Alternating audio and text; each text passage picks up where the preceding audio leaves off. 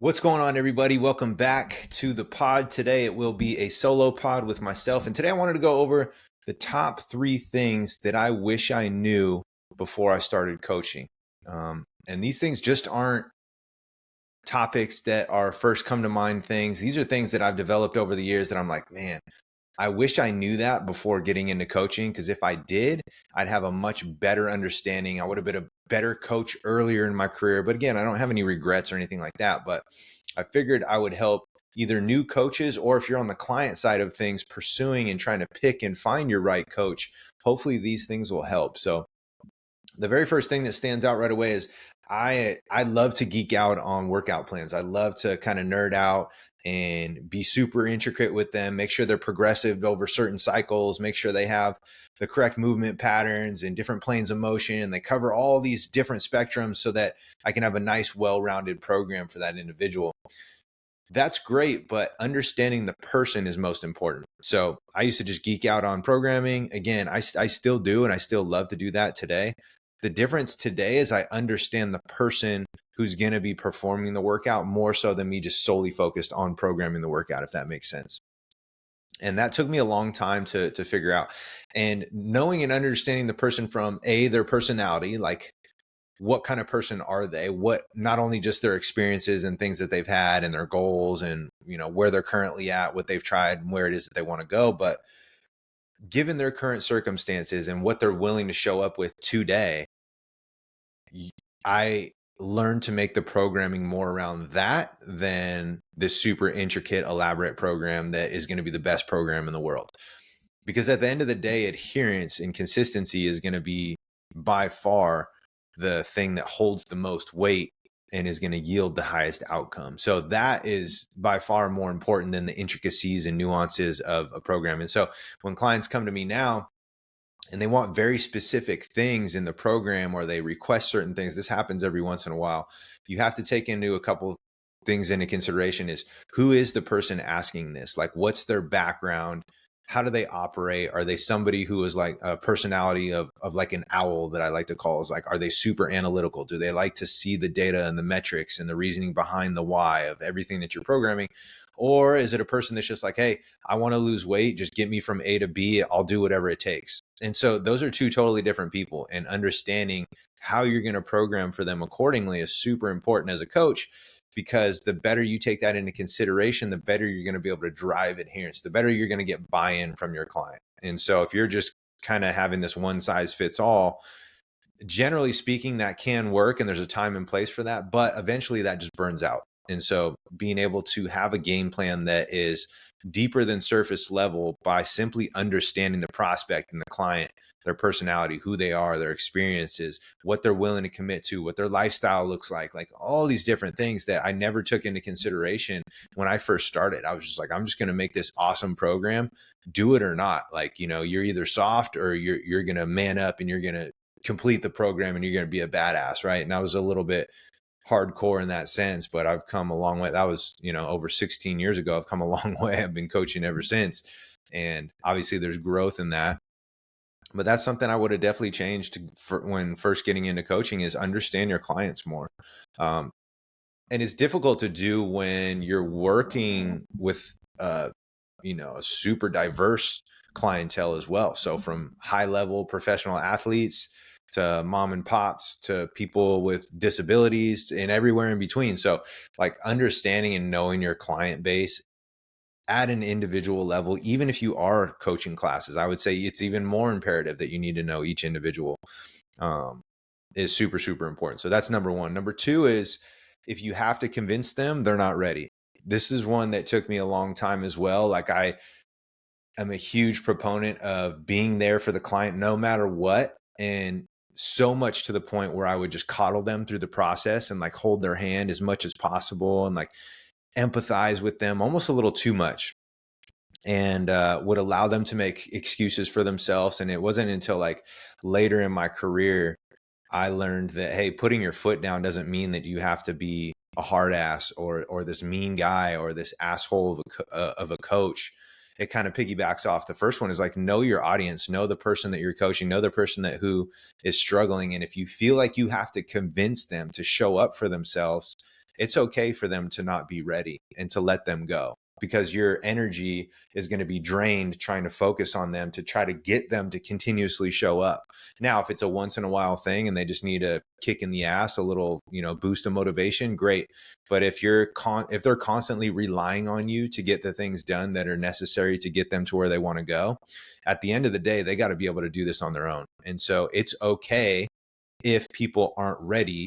And if you have to convince them they're not ready. And so there's going to be people that are like borderline. You can almost like push them on one side of the fence. There's other people that are on the other side of the fence, and you're just trying to like speak health and fitness into them, and you just want the best for them, specifically like with the people closest to you, right? Like friends and family members and things like that you actually really care about, but they have zero desire to better themselves.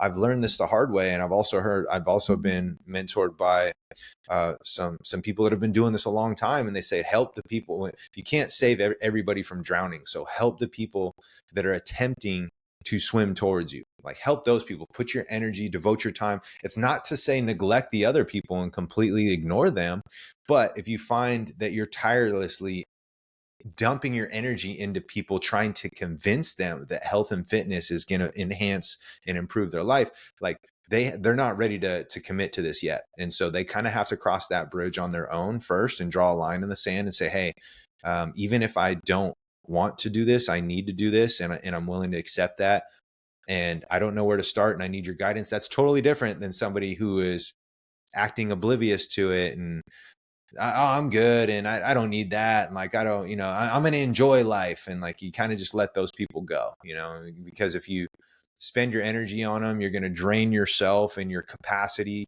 that you could have been dumping into the people who actually need you and who actually desire your help and who actually want and need to get to where they want to go. And so that came in, and for me, I was spending so much time on any and everybody who would just listen to me or speak to me, and like I would try to my best to try to convince them, and I even had clients that signed up, and like once they paid that initial installment, they were like, okay, I'm ready to snap my fingers and have the results happen. And so I would entertain that kind of attitude. I'd be like, hey, yeah, you know what? You're right. Like, we're just going to start and we're going to do this. And I would like entertain that attitude. And then it took me years and years and years to snap out of that and go and call people out on that and be like, if you're looking for something quick, if you're looking for something Amazon Prime, like 2-day delivery, this is not for you. Like go do the Ozempic, go do the gimmicks that are out there. Like go do that shit, because this is not that. Like if you want something that's sustainable and you want to change your life, not just this time, but for good, you want to make this the fix, not like just a quick fix, then I'll spend and dump my time and energy into you. But if you're looking for something different, being transparent and being on the same page is that person or individual, small group or whatever is super important. So if you have to convince them, they're not ready, and that's totally fine. And the last thing is your energy is your edge. So you got to protect it. So burnout's real, right? Like you can burn. I remember coaching when I first did my very first experience in the professional world with being an intern, strength and conditioning intern at San Diego State. I was there from 5 a.m. in the morning, right? So just before I'd arrive early at 4:45. I started at 5 a.m. and I left after 5 p.m., sometimes 5:30, sometimes 6, depending on the teams that I was working with. And I wasn't getting paid a dime financially. So I was getting paid educationally, right? Knowledge-based experience, practical application, but I wasn't making $1. And so those were long, draining days. I don't train it for anything. Like I'm super grateful for that experience. And I found myself doing the same thing later in life when I did have a little bit more development and I had my certifications and I had my experience under my belt. I found myself little by little coaching every single class at the gym. And doing that, you probably know, and if you have experience as a coach, the more time you're on your feet, you're engaged. I always tell people, it's like I've worked a 9 to 5 and I've coached from 9 to 5, and coaching feels twice as long. And because you're engaged, it's very physically demanding. So when you're on your feet, it doesn't seem like, oh, you're not the one doing the workout, but you have to be physically on. You have to be engaged. You have to give that person that is paying you, compensating you, to be able to give them everything you got in that 45-minute time slot or that hour time slot. and you do that for 8, 9, 10 hours straight, back to back to back, it's exhausting. And so you have to learn to protect your energy, whether it's having, doing 2 classes in a row and then having a buffer where you have some break time to work on some programming and other stuff. But I do not recommend coaching more than 3 hours in a row, back to back to back, because you're diluting your quality and eventually you face burnout as a coach. And so you got to think about the caliber or product or standard that you're setting for yourself. For me, I always wanted to deliver an exceptional standard to the client or to the class or to whoever I was helping. And when you coach, 4, 5, 6, 7 plus classes back to back to back to back with no break, you're snacking, as you're warming up the next class, you're trying to swig down some water and, crush a protein shake or some protein bars. Like, eventually you burn out and then you start to resent what you do. And so my advice to those people who are just starting out is allow yourself to have some gaps in between. It doesn't mean you're weak. It doesn't mean you're soft. It's not a go hard, go home mentality, which is what I was brought up on. So I had to learn this the hard way, but you burn out. And so being able to understand that burnout is a real thing and understanding your own capacity, and ask yourself, is this last session of the day the same caliber and quality as all the previous sessions, especially the first ones where I had all the energy and all the juice? Like, am I still delivering to that kind of standard or exceptional or above on these last couple sessions to end the day? And if the answer is no, then you have to understand where you're at individually and allow yourself some breathing room to be able to not experience that burnout. It's going to happen from time to time, but if you're constantly doing it and you're driving yourself into the ground and you're second guessing and you're questioning your career choice and you're like, is this really for me? I was so passionate about this, but this is exhausting and draining. Like, what's going on? I'd encourage people to kind of, look at their schedule, see if you can communicate with some higher ups or some colleagues or some coworkers, or just simply just gap your schedule out a little bit more, because it's not like sitting at a desk working in a 9 to 5 when you're coaching, physically engaged, active, demonstrating back to back to back, from a 9 to 5 time frame. Coaching is way different. It feels like it's twice as long. So if you haven't done that or experienced that, eventually you will. And if you have experienced that, you already know what I'm talking about. So those are my top 3. Again, it's just not about the workout plan. It's about the individual. It's about the person. It's about understanding them.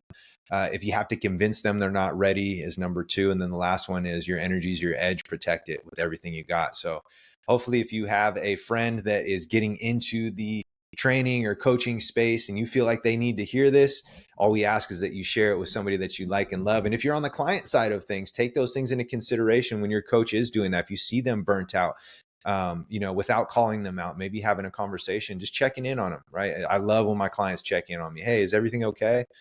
Because you may feel like you're giving it your all, but you've pushed yourself so far to capacity that your clients feel that. And at the end of the day, that's not fair to them, right? You want to show up at 100%. So be open, be willing to communicate. If you are from that client side, there's a simple way to do it from the client to speaking to coach, that will get the respect from your coach and vice versa. And so it comes down to that communication, make sure everybody's all good. So hopefully you guys enjoyed this one. And next time, Alex and I are going to coordinate, so our schedule will smooth out a little bit. So hopefully we will be together on the next one. And until then, we will see you guys soon.